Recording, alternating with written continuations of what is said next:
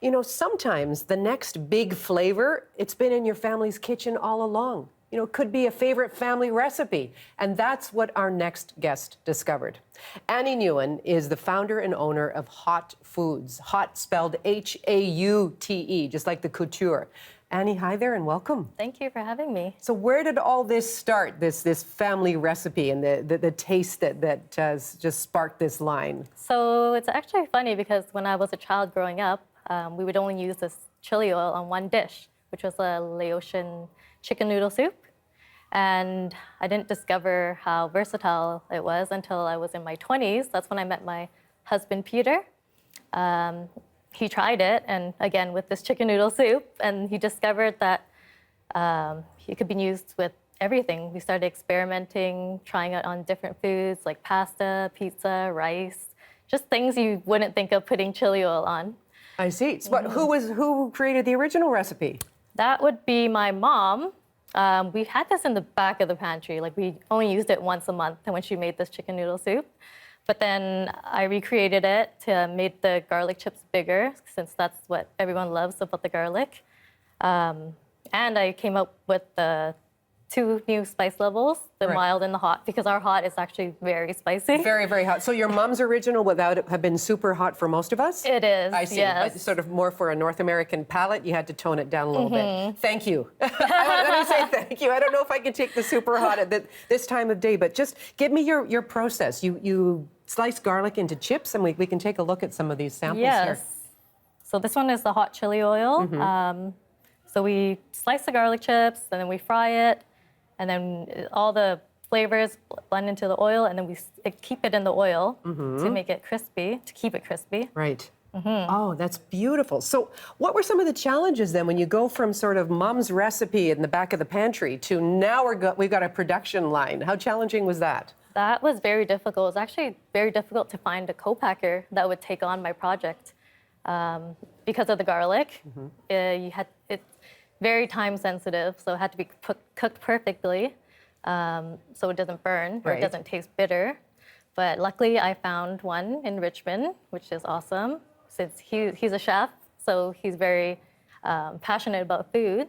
So it helped a lot getting this product perfect to what I wanted it. And is this sold locally? Like where do you find the product? It is. We have a few local shops in BC, and we're slowly expanding. Just got into a shop in Montreal and Toronto as well. Hot foods are spreading. Well, let me try something with the mild, please. Sure. How would you brought in a couple of things and sort of serving suggestions. Where shall we start? So this is the hummus that we taste actually for conventions and farmers markets that people love. This is a good place to start. All right. So what I would do is just cracker first or hummus? You're going to put it. You want me to dip on top of the hummus? Yes. Right. Okay. Oh, okay. Well, you're just going to. It doesn't matter. So you could just serve that as well. So can I just dip in there? Is that what you do? Okay. Dip in. Grab a little bit of hummus, a little bit of garlic. Just something simple like that. It's really delicious. Thank you. This is mild, garlicky, but I'm getting the crispiness of the garlic slices as well. Right. How is the heat level?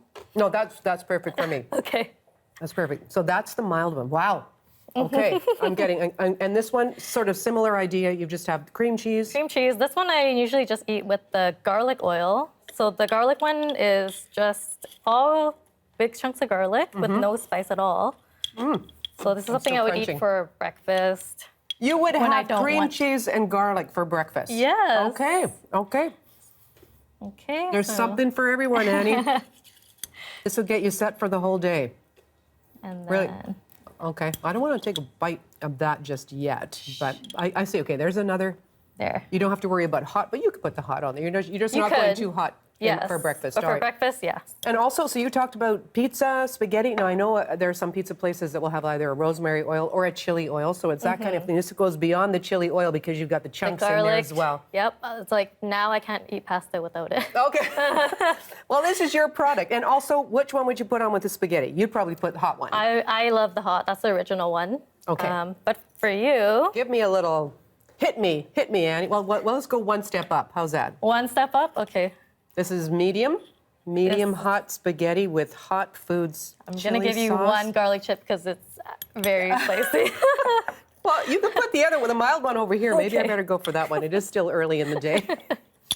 Listen, thank you very much for coming in. Thanks for sharing some of this hot food condiments with us today. And it's going to be really interesting to see where all this goes for you. Thank We you so wish you much. well. Here's to not too hot, all right?